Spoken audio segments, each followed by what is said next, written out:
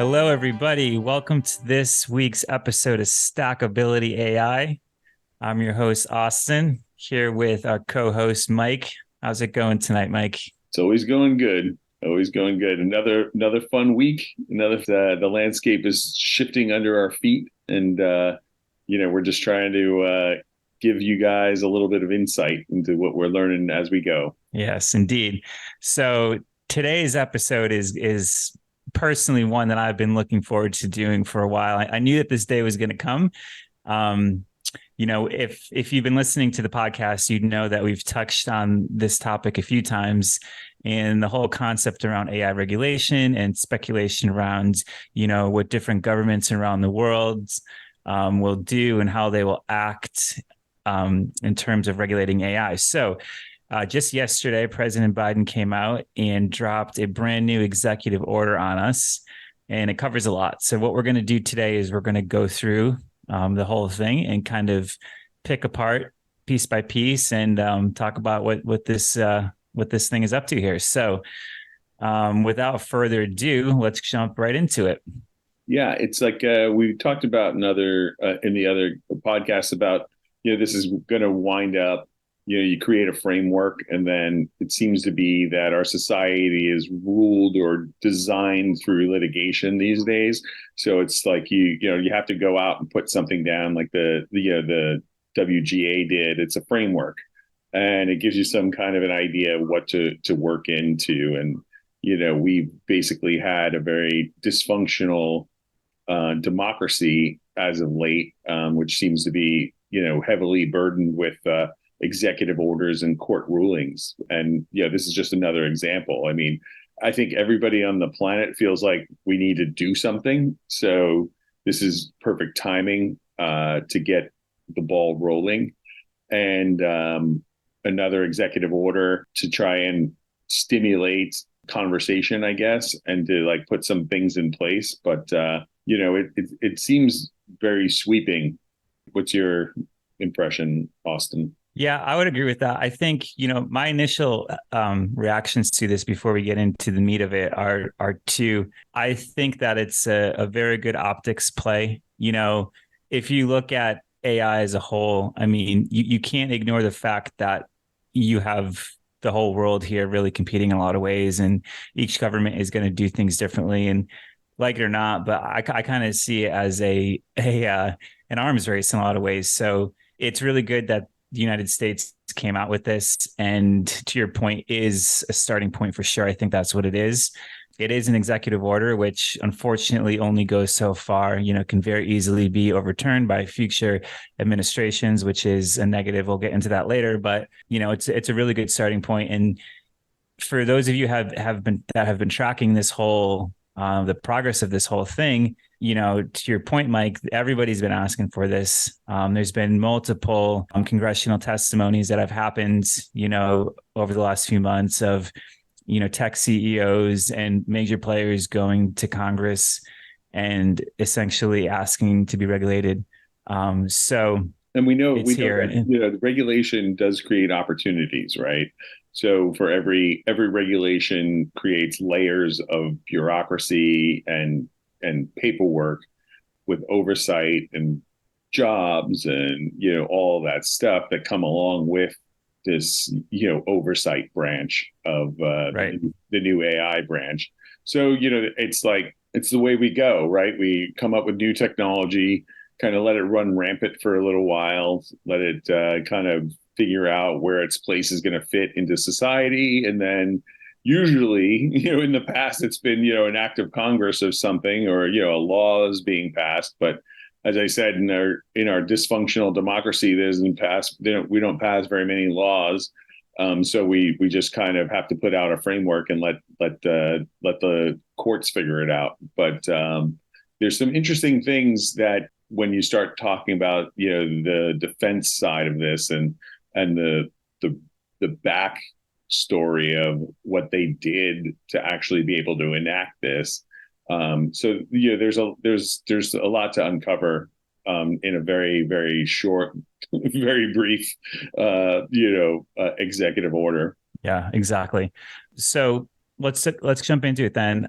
Immediately out of the gate, one of the first things the executive order speaks about is it's very much trying to establish standards for AI safety and security, right? This includes developing and implementing robust, reliable, repeatable, standardized evaluations of AI systems and models, right? You mentioned the Defense Production Act.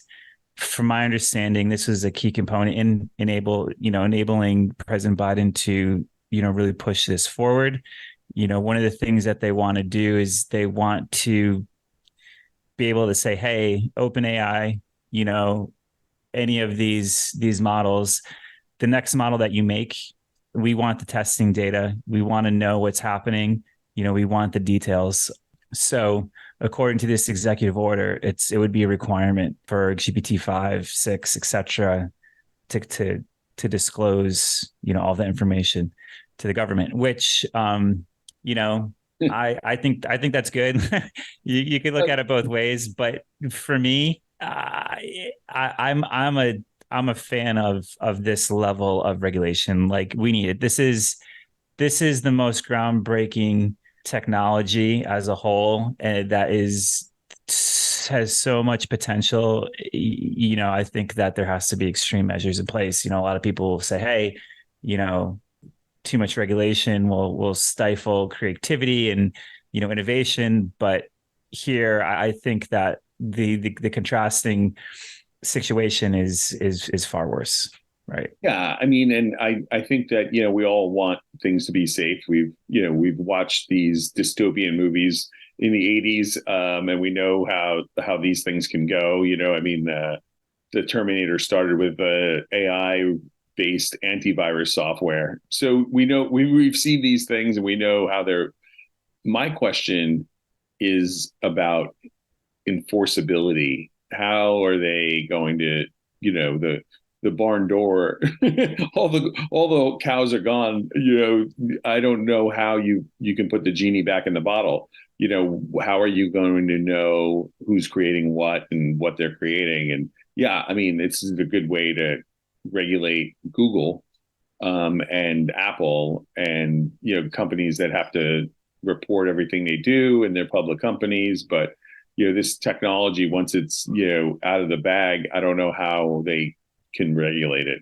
How are they going to know that I'm sitting here using my AI on my laptop and creating a product that's going to, cure cancer, or that's going to solve some problem, and they're not going to have any input into it if it grows big and becomes a multi-billion-dollar thing? But I mean, who knows? I just don't understand how they would be able to find everybody who's working on something in a system within our borders, maybe. But this is going to grow through 8 billion people, being able to use this stuff. I don't know if overly regulating it is going to either just put us at a disadvantage, or is it going to make us the leaders because we'll have a standard.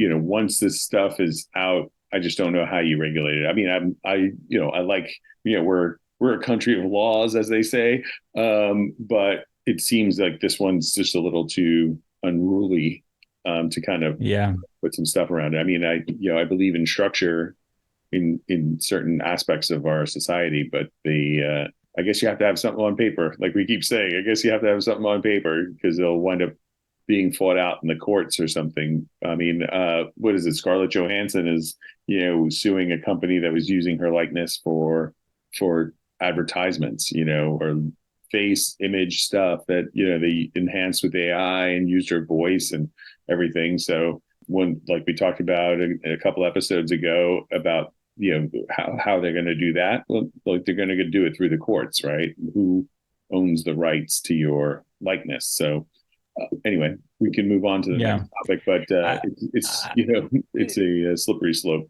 It is a slippery slope for sure. One thing though, just to back up a little bit, we didn't really touch on the open source nature of some of these models, and that's kind of uncharted waters, like regulating something to that nature that is inherently open. right? I guess you could make the case if you know about it, right? It's open source. You can have your dedicated experts in the government, the White House, whatever, that are presumably keeping track of this stuff, go scan repositories and read the source code and contact the authors. But what's really interesting to me about this whole thing is, and I think it'll become apparent as we go through all these, pieces of the EO, is that it doesn't really fit with the legacy of like the industrial revolution at all, and really it needs to be applied to a completely different technical revolution, right? So that's a huge part to me. It's like you're almost fitting a square into a round hole sort of thing. So it becomes tricky, but that's kind of the first part about it. Establish standards for AI security and safety, huge concern, right? To segue into the next part, it talks about protecting Americans' privacy. Obviously, when you talk about it's a huge privacy invader. So this includes ensuring AI systems are developed and used in a way that respects and protects an individual's privacy. That's fantastic. Again, on paper, right? It's like there's every single one of these begs the question, like, yeah, cool, but how? But I guess, like you said, you can't beat it up that much, because these are all the things that someone is going to have to figure out. So I would hope that they have some smart people that would be part of some sort of government tech department whose sole responsibility is to deal with AI topics. So I would love to see how that one plays out. Yeah, we already know that we barely have any privacy anyway right now. So to me, exactly. So all of a sudden we're going to have privacy. Yeah. Now all of a sudden it's like, protect our privacy from who? From our own self at this point. I mean, we have to, like take this with a grain of salt. I mean, like, who gives a shit what, they're trying to protect our privacy. Like, now you want to protect our privacy. So to me, this comes back to being like a control thing. There's no way they care about our privacy, because we already know. Edward Snowden told us, they're already tracking and know everything we're doing. So, this is laughable, but it's not. Yeah, I have to agree with you on that one. Let's get real. Putting that in there, but protect Americans' privacy. It's like this one. The other one is like advance equity and civil rights. It's like, give me a break. Like, everything is not about that. I mean, there's bias for sure. I've saw some examples of blatant bias in how it answers questions about certain groups of people and certain things. It's inherently biased because you're choosing a data set, right? So if whoever's creating the AI bots or using ChatGPT or Bard or whatever, whoever's putting that in, there's a bias. There always is a bias. To think that humans can create something without bias is a little naive. Advance equity and civil rights, that's just control. That's just like, you can't say that and you can't do that and you can't, so this is like a freedom of speech thing, where it's another kind of encroachment to me when they say things like this. It's like equity and civil rights are things that are like, they're trigger words. This is the line that like checks a box. So let's unpack that, a little bit more. So for the people who don't know how these models are trained and how they work and where the bias would come in, this essentially enters a conversation around the time of the human reinforcement tuning, like the fine tuning. So all of these models adhere to that. And that was one of the major breakthrough pieces of this whole architecture and GPT systems, is that you have human reinforced training here to keep the system, quote unquote, true to itself, right? But the problem with that is who is the person conducting that training, and they're never going to be middle of the road. Like, that's just not how humans are on the grand scale of things. Like, on some of these topics, like, you definitely have your own opinions, which is fine. But it's like, how do you know that they haven't made them into the models, right? So, I don't want to sound like conspiratorial or anything like that, but it's just kind of the truth, right? You could very easily make the case that, okay, fine, you have a company that is in Silicon Valley. Silicon Valley, and this is fact, swings a certain way. Like people think a certain way if you live in San Francisco, especially if you're in tech. So it's very hard to make the argument that there aren't going to be biases here. So that is something that needs to be taken with a grain of salt as well. But I don't know how they regulate it, but it's one of those things, Austin. You're 100% right. It's like we know these biases exist. There's been proven testing that shows they exist already. We know certain things are inherent within certain cultures, stereotypes, if you will. If you wanted to call the tech bros from San Francisco, that's a stereotype also. But within those groups of people who are in the epicenter of an industry and are creating all of the things that we see and do and use every day, there's already an inherent bias in technology, right? Because of where technology has been growing for the last 30 years. So it's all coming out of the same pool of talent. The people who go to Stanford and they go to these schools and they learn certain things and they, have a certain way of thinking about things. And those people are the leaders of our tech industries, whether or not it's good or bad or bias, but it's definitely biased, So if you're on the team, if that's the bias you lean towards, then you're cool. But my problem with all this stuff is that it's just another division somewhere in there, right? So it's like, it seems like everything that's created these days is creating this, enhancing the division. You have, Facebook, it was just really, started off as like, oh, I'm hanging out with my friends. And then all of a sudden they start adding news. And then you're like getting into arguments with your friends. And then all of a sudden you're losing friends. And it's like, they are inherently creating chaos in your life. And, thinking, now you're having fights with people you've been friends with, for 30 years. And, it's inherently argumentative and not what it was intentionally, or the way we were told intentionally thought to be. And like every subject, it's like they keep going deeper and deeper into different subjects. And I mean they, meaning like the collective, it's like when you're inherently building a bias, like you have to like choose a side, right? So it's like, this is this way, so I'm against that, and this is this way, so I'm against that. And it's like, it just creates a reason why everybody is going to erode, in my mind. So every time we create another one of these divides, it puts another stake in the heart of free speech, because it's like, I can say, and everybody who agrees with me can say whatever they want, but everybody who disagrees with me can't say what they want. And it happens throughout every single topic of our lives.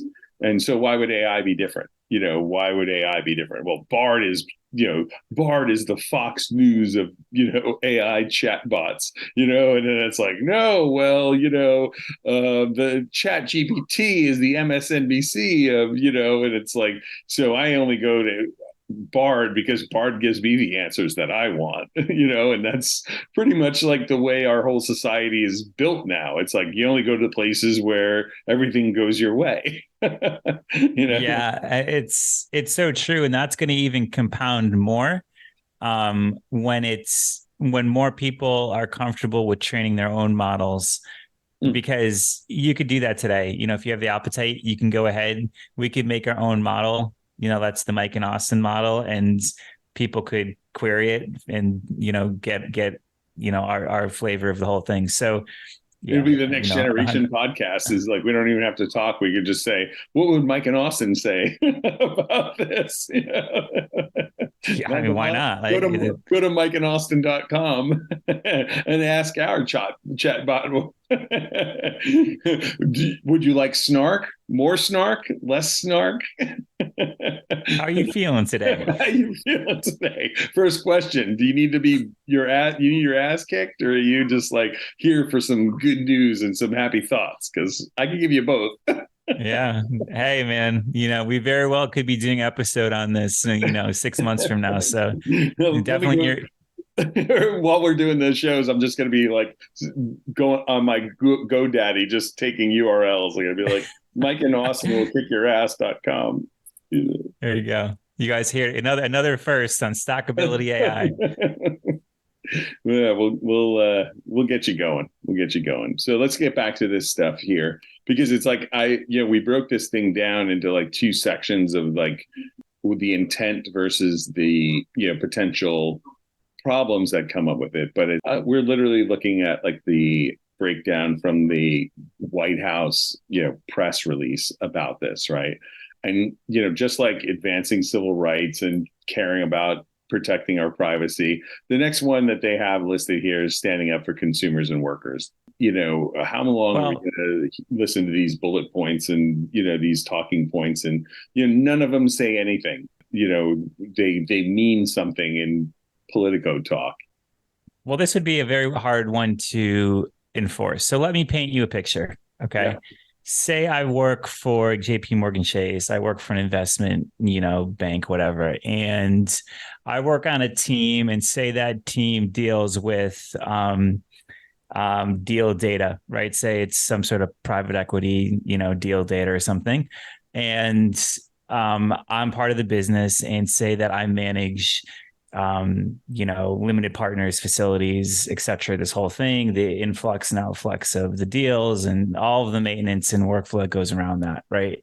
So traditionally you would have a UI, you'd have a back end, you would have a product built that handles, the workflow of this. So, okay. So now say that I'm going in and I'm buying up deals, and I just want deal data, and say that I've ported all of my information into a proprietary large language model that sits within JP Morgan Chase.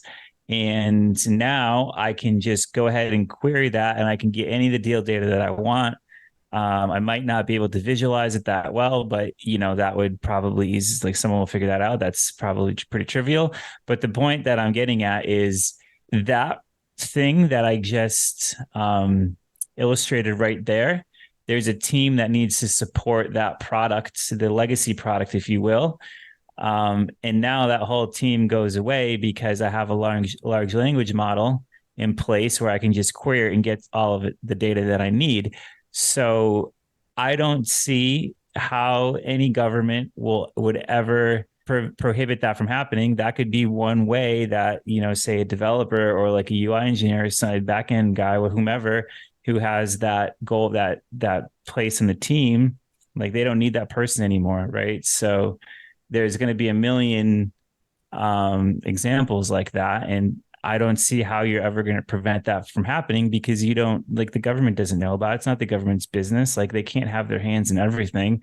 And at the end of the day, it's up to the private sector to how they want to run their business and how they want to profit. Right. So, yeah, I think that this is inherently the shell game of the government, right? Because on the surface, there are departments, the ATF, for instance, that when they get information about gun registrations, have to have the information faxed somewhere, and then they scan it and put it in like on microfiche, like a gun registration, right? Like, so they have like tractor trailers full of microfiche of gun serial number information.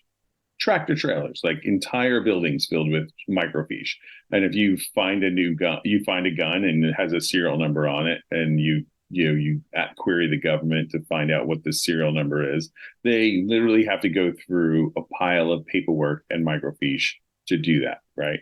And that's kind of that's the whole gun stuff, and that's for a different story. But the ineptitude of the government is kind of why a lot of this stuff gets passed, because nobody's really paying attention to what is happening in the NSA, right? Like, so it's like, what we think of the government is like, oh, this big clunky machine that just has to like, do these things. Where meanwhile, it's really not. It's like the most advanced technology in the world. that's surveilling every part of all of this stuff and is like trying to create regulations around it just to get the information that they want, right? Like at the end of the day, this isn't, they have the information. They know what you're doing. They see what everything's happening. And it's like now they have this AI bot on top of it that's giving them and parsing all of our data, to kind of give it to them. So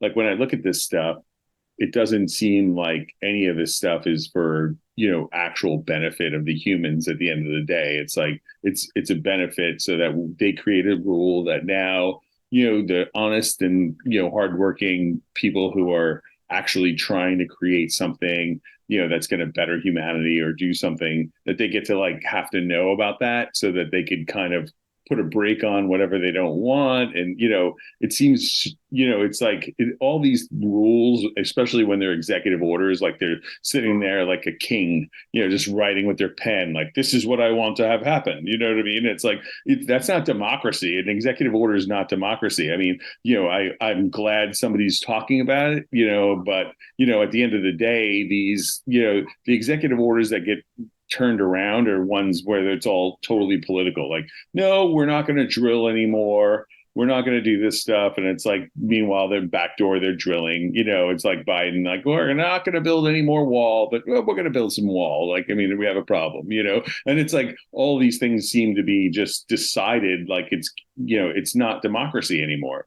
when it comes to these things. And, that's my concern with all of these, executive order bullet points that we're going through. It's like, I get what they're trying to do, but the reality of it is that, this is, to benefit one of their friends at some level, right? Like the next one, promote innovation and competition.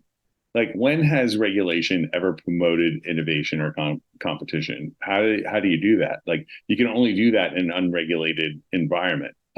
So it's like ensures that the United States remains the global leader in AI innovation. Yeah, I don't know. That one stumps me. Yeah, are we the global innovator? I mean, do we even know what's happening? I mean, have you seen TikTok? I mean, TikTok, has 80 billion more users and interactions every day than like Instagram or any of that stuff. But we're not supposed to use it, because China is, but we're not going to stop from using it. But don't use it. I don't know. So all of this stuff is, it's just, I mean, it depends on how you want to look at it. Like, what do you classify like? And we talked about this in one of the previous episodes. If you just look at China, for example, like they're interested in much different kinds of AI technology than we are, right? I don't want to go off on the whole tangent about it, but like it's a hard thing, and to kind of categorize right now, and things are so new. I mean, you can think America is the greatest, whatever your point of view is. Does that make us by default the most advanced AI power in the world? I mean, from what I understand, what we know now, all of the advanced models are definitely coming out of America for sure. Will that remain? Who knows? But yeah, that's an interesting one. It leads into the next one. There's one part in here about like being able to, and I don't see how there's a problem at any stretch of imagination with this currently, and that would be outsourced development and quote unquote highly skilled workers. There's a whole clause in here about that. yeah. Well, I mean, that's already like a rampant situation within tech. So I don't see how you like. I mean, I don't see how you go further, right? Like it's already an industry that is highly diverse in a lot of ways. So yeah, and I mean, like this has kind of always been always been the American way of going about it. I mean, to the Klaus von Buren running the NASA, it's like we don't care what you do as long as you're smart and you want to come here, we'll take it. It's like that's always been the H1N1 visa has always been like the genius visa, and it's like if you're smart enough, you can come here. It doesn't matter how many people you've killed. It's like it doesn't matter. And then but what else are you supposed to do, right? I mean, if you're running this, like the United States is this giant corporation. you want the best and the brightest. And, I mean, I don't know.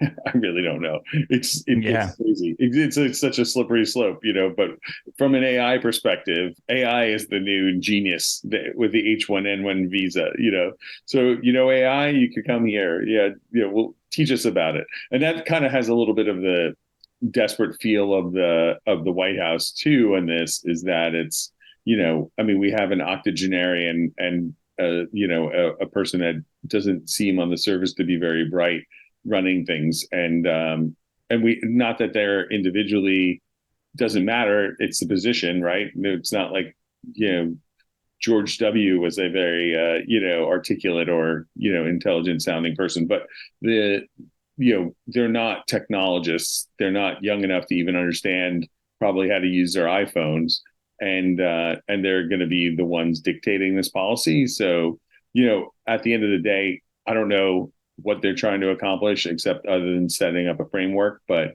it's really unenforceable at this time. Well, you can't do anything without a and this is why in the beginning of the podcast of this episode, I made the comment about, the industrial revolution not being the best landscape for something like this, because you're fundamentally missing certain pieces that you would need if you even wanted to be halfway serious about implementing something like this, right? Supposedly there is a department within the White House that is in charge of this, and this is their main, responsibility. So we'll see. Like, that should be first and foremost.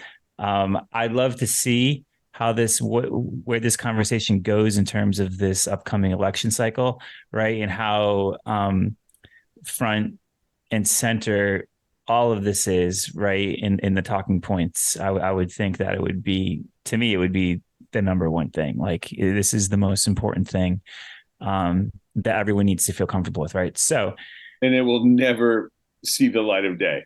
Like, there's no way on a debate stage next year that they're going to be talking about artificial intelligence. Well, that's sad. That will be very sad. Like, I'll bet you right now, we'll do a $5 bet right now that they talk about aliens before they talk about AI.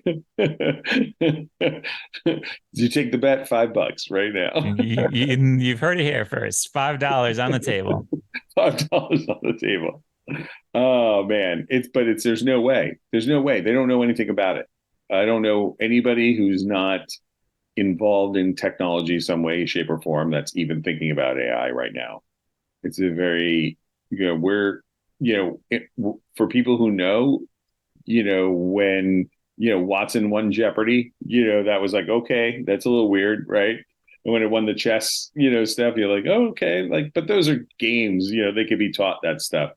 But now we're at a completely different level where, you're able to create anything you want, get questions answered, that people can, use your image or your voice, and create content with it. And, this executive order is so basic. And, I think if they took the WGA framework, it would have more teeth to it than this executive order will.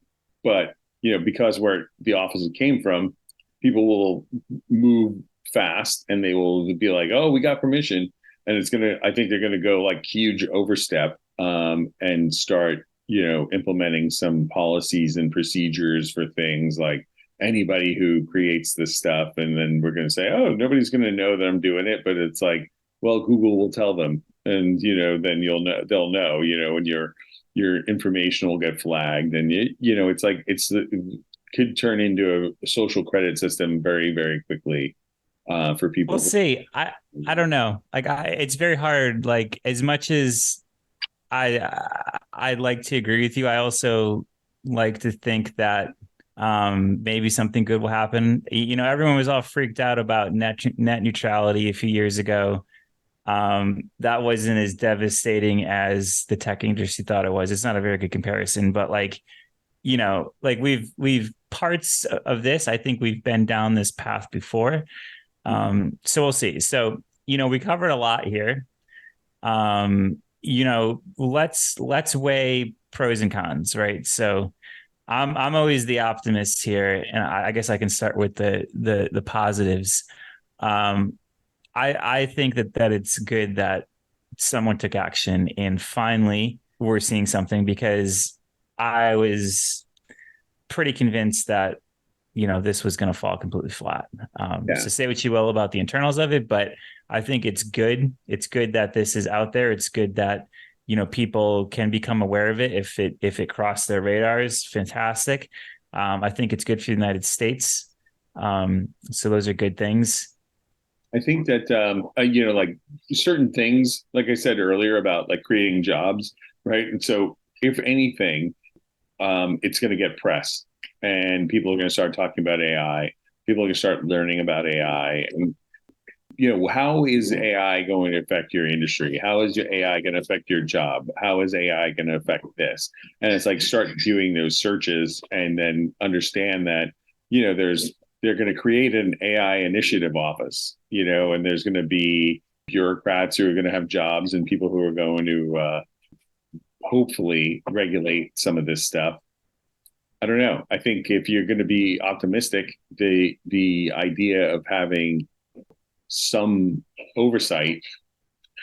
I don't know. I can't get Well, behind it. I can't get behind that. It's need like we need oversight, but it's like you every need time it though. Like we don't live. I would love to say that we live in a world where like this could go with no oversight, but like if this is like it has to have some oversight. It just literally. I think that if there's a complete lack of oversight, like you have two evils, right? What's the lesser of two evils? Government oversight or rogue AI technology to the nth degree, like going completely batshit. Like I don't know. Like I yeah, think that the former would destroy society way quicker, in my personal opinion. yeah, Right. yeah, So yeah. And in that analogy, it's probably a race to the bottom. But I think that I think you're right. I think that having a framework is better than not having a framework to work within. But until there's actual laws, until the government actually follows those laws, this is another idea of a bunch of words on a piece of paper to make people think that they're safe. And I think that that's one of the problems with this, is that there's an inherent thing about humans that, like, once something's written down, they feel like it's done. It's like it's you create your task list, and then you just write a bunch of stuff down, and then you check them off as you go, and it's like, oh yeah, we need to regulate AI, and then it's just like, oh, let's create a task list, a task force, let's create a department of people who already know about AI, who worked for AI, who already it's like, I feel like we've watched this movie before, and I don't know if this has any teeth, but like you said, it's a start, right? And hopefully people will now know about it a little bit, and then maybe we can get some actual laws passed that the next guy can't just change because he feels like it or didn't like the guy before.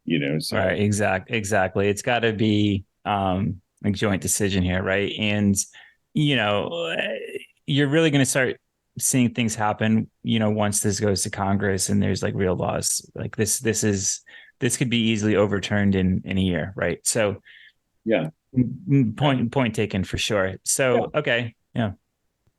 So I think we found like one positive out of this. Okay, so I found another positive, like All right, fantastic. investing in AI education and training. Okay, so like that, that is a positive all across the board. Like, if you want to go to school for AI training, and like, that should be something that would be government subsidized. Because we are hemorrhaging American talent. And you're in the tech business. What's the ratio of Americans working in the business versus people from other countries? And this is not to be political about it, but it's really like something we need to do. Like, if we think about our own internal talent as infrastructure, we need to invest in all of American people who want to learn this technology. Yeah, for sure. And like that's one of the main problems that I had with, the part about like easing restrictions to import Mhm. highly skilled talent, because it goes against like the whole thing. Yeah, like it's like you have to decide who you are as a country, right? Um, and unfortunately, in business, like you're always gonna go for the cheapest option in most cases. Where do you have the biggest pool of workers, and are they the cheapest? Right? Can we get away with it? To answer your question, yes. Like if especially if you work in fintech, I'm a minority by far, and Just it's by what it being is, right? American. But Just by being American, regardless of your race. It doesn't exactly, really matter where exactly. you're from. It's just being American. And, how many Americans, are your contemporaries? And, it's just like, America is diverse. So it has nothing to do with racial identity at all. But it's like we need to be investing in our talent within our walls. And, I think that this has potential to do that in terms of if they're going to start investing in education and training within the United States, like, make it easier, make it cheaper, let's put the money where the need is, instead of just kind of giving, free school to, anybody who wants to go. Let's be a little bit more specific about the things that we need to have people doing. So if that Yeah, is the way that went, right? If you're investing in AI education and you're going to make it like, there's got to be qualifications, and, if you meet this certain standard, you're going to be able to go to these schools and learn AI and learn how these models work and learn how this stuff happens, and pay professionals, pay good people, people on the leading edge of technology. This training doesn't have to be traditionally in a brick and mortar kind of a place. I mean, for God's sakes, it's 2023.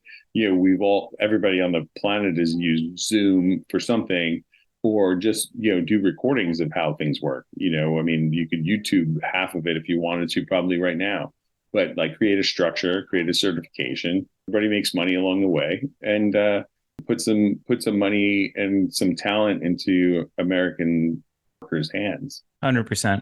I mean, that would be huge. Like I personally would love to see that, and I think that those are all really good, valid points. So there we go. We have two positives now. All right. So now, Getting somewhere. so this other one now is about establishing like National Institute of AI standards. So standards, in my mind, it says standards in testing. So that's control words for me. So I get like freaked out when I see stuff like that. There Well, should but creates let's the unpack that. standards, right? Yeah, who creates the standards?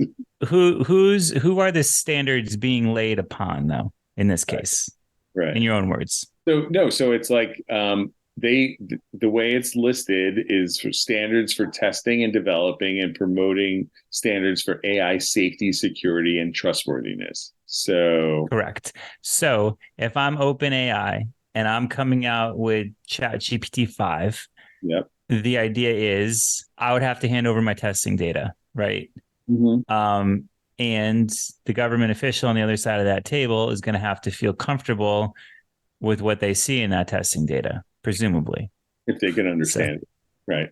Nobody in the government who's an elected official at this particular point in time probably knows anything about what's happening. They're too busy worried about, the local problems and the local things, and they're not educated enough on artificial intelligence to be able to even tell their constituency about it, much less to be able to regulate it, right? Oh, wait, this is the positive part of the conversation, right? reel it back in. Reel it back in. I'm just, going off on the reality bit a bit again.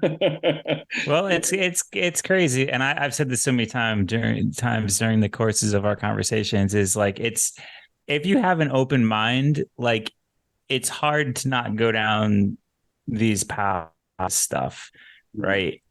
So you just have to kind of bear with us here for the listeners that might be like, you know, getting a little too grumpy with the sentiment of this thing. It is what it is. So we're both optimists. We're both, but it's like when you start going down, it's interesting how quickly it can change, because it's like I guess if we had a little bit more of a sentiment of like there was some kind of oversight that was working, now I would have more confidence in the idea that they were going to have some oversight over something else, but it's not there. So directing federal agencies to review is the last bullet point here. And it says like everybody has to update their AI policies and practices to ensure that they're aligned with this executive order. So, how many government agencies have some regulation? They probably don't have any rules around AI. So, in terms of like that, it's good that everybody's starting to wake up, right? And this is really what the whole podcast is about everybody needs to wake up about AI and know that this isn't a fad. This isn't something that's going to go away. It's something that's being implemented on a global scale at a global speed that is unmatched with anything else. Because when the internet was created, it took time for it to get everywhere. But now all of these tools are now using the internet, which is already established. And of the 8 billion people on the planet, probably 6 billion have access to it. So now trying to regulate something that is all over the planet becomes a little harder. And how do you control it? I don't know. It's the start of a new technical revolution. I mean, it has to be. Like you can't get to the next step without it. I think it's an extremely insane situation, if there aren't like fundamental changes across the board. And we'll see. So with that being said, I think that is the bulk of this thing. I'm sure we're going to have follow-up conversations on this. There'll definitely be, a body of work here to reflect on and see what comes down the road here in the up and coming months. And as some of this stuff really starts turning into realities, we'll be here to talk about it. So, yeah, I think that this is the learning process for us and the learning process for everyone. And I mean, this is really just about bringing awareness that we need to just start paying attention to this. And Google, Bard, AI, anything, ChatGPT, get involved, like figure out what's happening, how it affects your life, how it's going to affect your business, and, get started. It's, there's no time like now. Open a browser, Google, how will AI affect fill in the blank? Exactly. Let us know what you come up with. All right, everybody. All right. Have a great night. Put in the comments. Yeah. Until next time. Thank you.